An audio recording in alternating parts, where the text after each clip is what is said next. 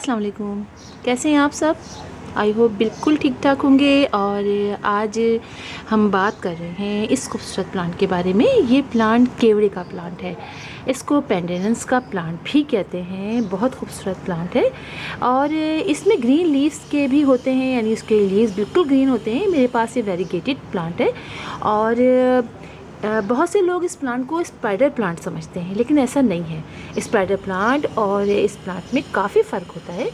किसी दिन मैं इस पर भी वीडियो बनाऊंगी और आपको बताऊंगी कि स्पाइडर प्लांट और इस प्लांट में कितना फ़र्क है। इसलिए कि बहुत सारे लोगों के ये भी क्वेश्चंस अक्सर आते हैं कि हमारे प्लांट को लगे साल 1.5 साल हो गए हैं, उसमें रनर्स नहीं निकलते। तो वजह यही होती है कि ये प्लांट जो केवड़े का प्लांट है, इसमें रनर्स नहीं निकलते, बल्कि इसके साइड में इसके बेबीज़ निकलते रहते हैं। इसी से हम इसको ग्रो करते हैं और मल्टीप्लाई भी इसी से करते हैं। इसीलिए इसमें रनर्स नहीं निकलेंगे तो आप लोग परेशान होते हैं, बहुत से लोग। इसलिए काफ़ी मिलता जुलता प्लांट होता है अगर आप स्पाइडर प्लांट को देखें। तो चलें, किसी तरह आपको मैं दिखा भी दूँगी, इसके बारे में बता भी दूँगी। तो ये प्लांट काफ़ी हार्डी प्लांट है और अगर मैं कहूँ ईजी टू ग्रो प्लांट है, तो आप ये कहेंगे कि आप हर प्लांट को ईजी टू ग्रो कहती हैं। तो यकीन जानिए बहुत ईजी टू ग्रो प्लांट है। वो इस तरह से कि इसको हमें बहुत ज़्यादा केयर नहीं करनी पड़ती है। बस आप ये समझिए कि थोड़ी सी बातें हैं, चंद बातें अगर हम उनके समझ लें तो इस प्लांट को अपने घर में लगा सकते हैं। और यकीन जानिए इतना खूबसूरत प्लांट है, इसके लीव्स इतने प्यारे हैं और ये छूने में बड़े मज़े के लगते हैं। और आप देखिए कैसे बीच में येलो हैं, हल्का सा बीच में ऑफ वाइट सा भी टच आ रहा है, हल्का सा लगता है, और साइड से ग्रीन है, तो देखने में बड़े प्यारे हैं। ये प्लांट अगर हम डायरेक्ट सनलाइट में रखते हैं थोड़ी बहुत, यानी गर्मियों की, अगर हम इसको आधा घंटे 1 घंटा या फिर बिल्कुल मॉर्निंग के 1.5 घंटे की डायरेक्ट सनलाइट में रखते हैं, तो ये प्लांट उसमें सर्वाइव कर लेता है, अच्छी तरह ग्रो करता रहता है।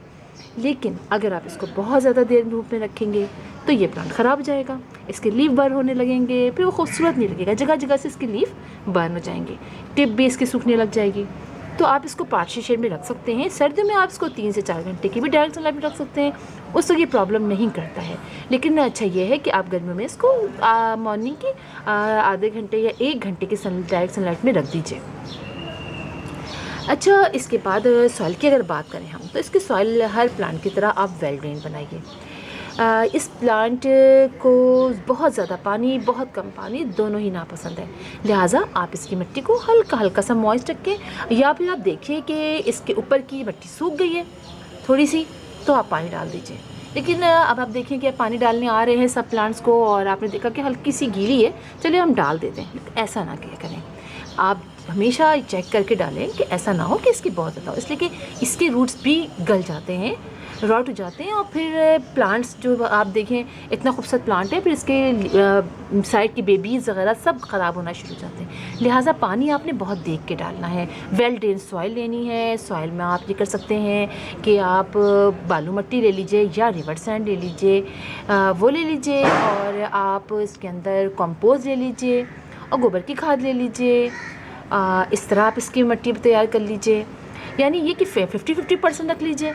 आप बालू मिट्टी ले लीजिए और गोबर की खाद ले लीजिए। बालू मिट्टी वो मिट्टी होती है जो रिवर सैंड कहलाती है। अब नर्सरी वालों के पास जाएं, आप बालू मिट्टी कहेंगे तो वो आपको खुद ही बालू मिट्टी दे देंगे। तो वो तो तैयार भी करके रखते हैं वो बालू मिट्टी, और काफ़ी अलग अलग सी होती है। किसी दिन मैं लेकर आऊँगी तो आपको दिखाऊँगी कि बालू मिट्टी होती कैसी है, ठीक है। इसलिए कि बहुत क्वेश्चन आता है कि आप इसका मतलब क्या है, बालू मिट्टी कहती है। तो वो जो रिवर सैंड होती है, हम तो बालू मिट्टी ही कहते हैं और नर्सरी वाले हमें बालू मिट्टी ही दे देते हैं, काफ़ी अलग अलग सी होती है। अच्छा, इसके अलावा अब बात करते हैं, पानी की बात भी कर ली कि बहुत ज़्यादा पानी नहीं डालना है और बहुत कम भी नहीं डालना है, हल्का कम मॉइस्ट रखना है। शेडी प्लेस की बात भी कर ली, सॉइल की बात भी कर ली। अच्छा, इसकी प्रोपेगेशन की हम बात करते हैं। इसकी प्रोपेगेशन इस तरह करते हैं, तो देखिए इसके बेबीज़ निकलते हैं, बहुत तेज़ी से निकलते हैं, अब बहुत तेज़ी से मल्टीप्लाई होता है। अब आप देखिए, ये देख रहे हैं आप, चलिए मैं आपको ऐसे दिखाती हूँ। ये देखिए, ये तो एक बीच का प्लांट है ना, इसके साइड में देखिए, ये देखिए, ये इसका, ये अलग से, ये देख रहे हैं, अलग से इसका ये बेबी निकला। अगर मैं चाहूँ तो मैं इसको यहाँ से अलग कर सकती हूँ। स्पाइडर प्लांट को भी जैसे अलग किया जाता है ना, वैसे इसको भी अलग कर सकते हैं। एक तो रनर से स्पाइडर प्लांट निकलता है, वो रनर्स को लगाते हैं, और साथ जो इसके अलग से निकलते रहते हैं बेबीज़, उसको निकालते हैं। इससे ये एक है, यहाँ पर भी साइड में देखिए, ये देखिए, ये मज़ीद यहाँ से ये मुख्तलिफ निकले आ रहे हैं। देखिए एक जो है ना, ये भी है, ये देखिए, ये वाला बिल्कुल अलग है, इससे 3-4 प्लांट हो जाते हैं और तेज़ी से ये भर जाते हैं। अब ये भर जाएँ तो आप इसके रूट जो हैं वो जब बाउंड होना शुरू हो जाती है तो फिर इसके लीव सूखने लगते हैं। तो आप ये ना कीजिएगा, थोड़े से ये भरें, थोड़े से मतलब बड़े हों तो आप इसको सेपरेट कर लीजिए। और रेनी सीज़न में करेंगे तो ज़्यादा अच्छा होगा। और रेनी सीज़न में ये काफ़ी तेज़ी से फैलता है, बहुत ज़्यादा मल्टीप्लाई हो जाता है। बारिश के जब कतरे इस पर गिरते हैं पानी में, बहुत ज़्यादा देर नहीं रखिएगा इसको, रखिएगा बारिश में, लेकिन ये ना हो कि पूरे दिन बारिश होती रहे आप उसमें रख के भूल जाएँ। इसको थोड़ा साइड में कर दीजिएगा, थोड़ा सा बारिश का पानी लग जाए उसके बाद आप साइड में कर दीजिए, मुसलसल पानी नहीं। और जितने भी अपने प्लांट है, सेकुलेंट, कैक्टस, इस साइड के तरह के प्लांट को थोड़ा सा अवॉइड कीजिएगा, थोड़ा बारिश में रहे, लेकिन जब बहुत ज़्यादा उसमें पानी भरता रहेगा। और ड्रेनेज होल भी आपका अच्छा होना चाहिए ताकि अगर पानी भरे भी ज़्यादा भूल जाए तो पानी नीचे से निकल जाए। ठीक है, आप इस तरह भी निकाल के कर सकते हैं अलग। कुछ दिनों बाद मैं इसको अलग करूँगी तो इंशाल्लाह आपको दिखाऊंगी और बताऊंगी किस तरह हम इसको अलग करेंगे। तो उसके कई प्लांट तैयार करेंगे, रेनी सीज़न में मैं बनाऊंगी। अभी हमारे कराची में तो रेनी सीज़न स्टार्ट नहीं हुआ है, दुआ है जल्दी स्टार्ट हो जाए तब मैं इसको करूँगी। तो इस तरह इसको अलग अलग करके कर लेते हैं। सर्दियों के सीज़न में ये थोड़ा सा अब समझिए डल सा हो जाता है। हमारे जितने भी परमानेंट प्लांट वगैरह होते हैं बड़े बड़े से, वो सभी थोड़ा डल सा हो जाते हैं। डिफरेंट बाकियों को आप देख लें, आप और प्लांट ले लें, आप सॉन्ग ऑफ इंडिया ले लीजिए, क्रॉटन ले लीजिए, वो सब सर्दियों में थोड़े से डल से जाते हैं, लेकिन जैसे गर्मियाँ आती हैं आप देखिए वो बहुत अच्छे हो जाते हैं। इसी तरह ये प्लांट भी है, गर्मियों में तो ये बहुत अच्छी तरीके से ग्रो करता है, अच्छा हो जाता है, लेकिन सर्दियों में ये थोड़ा सा डल सा हो जाता है। लिहाजा आपको इन चीज़ का ख्याल रखना है। और फर्टिलाइज़ तो आप इसको करते रहिए, अपने हर प्लांट को 15-15 डेज से आप फर्टिलाइज़ कीजिए। इसके अलावा थोड़े दिन जब हो जाएं, आप देखें कि आपकी मिट्टी काफ़ी अरसे से आपके एक ही प्लांट लगा, तो थोड़ी सी मिट्टी ऊपर से निकाल दीजिए, थोड़ी सी दूसरी मिट्टी डाल दीजिए, थोड़ा सा उसमें गोबर की खाद ऐड कर दीजिए। अच्छा, अब ये कीजिएगा कि बहुत ज़्यादा गर्मियाँ हो तो मुसलसल गोबर की खाद का फर्टिलाइज़र जो है, गोबर का डालिएगा नहीं ऊपर से। फर्टिलाइज़र तो हम डाल सकते हैं, इसलिए कि बहुत डाइल्यूट करके हम देते हैं, लेकिन ऊपर से आप मुसलसल इसमें गोबर की खाद मत डालिएगा। आप लीफ कंपोस्ट डाल सकते हैं, अपने जितने घर में लीफ निकले आप उसको जगह जमा कर लीजिए और उनमें लीफ कंपोस्ट तैयार कर लीजिए।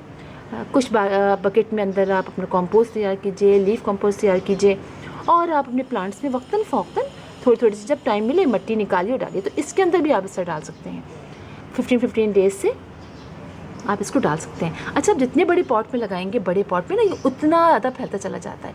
अगर एक बड़े पॉट में मतलब अच्छे से पॉट में आप इसको एक लगाएंगे और सही से फर्टिलाइज़ करेंगे तो ये काफ़ी अच्छा और काफ़ी बड़ा सा हो जाता है। तो देखने में बहुत खूबसूरत लगता है, काफ़ी शाइनी लीव्स होते हैं, और आप गर्मियों में इसको धो भी सकते हैं। आप उस पर पानी का स्प्रे कर दीजिए ताकि ये इसके लीव्स ज़रा सा ब्राइट से निकल आए, तो ये बहुत अच्छे लगते हैं।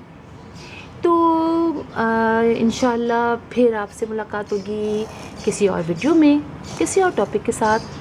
तब तक के लिए अल्लाह हाफिज़।